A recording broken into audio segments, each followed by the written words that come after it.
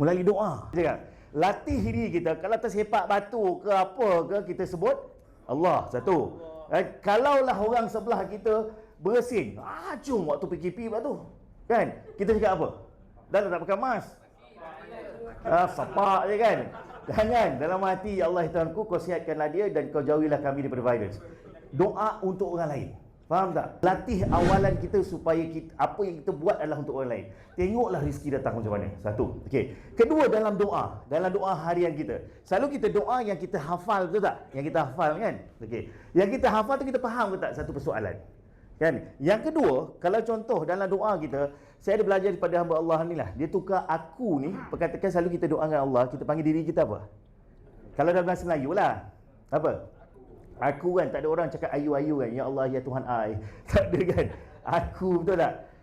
Dia kata dia tukar aku tu pada kami. So saya balik duk fikir, kenapa kami kan?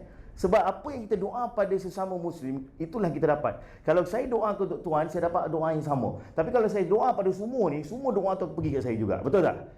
So jadikan dia dalam rutin doa kita.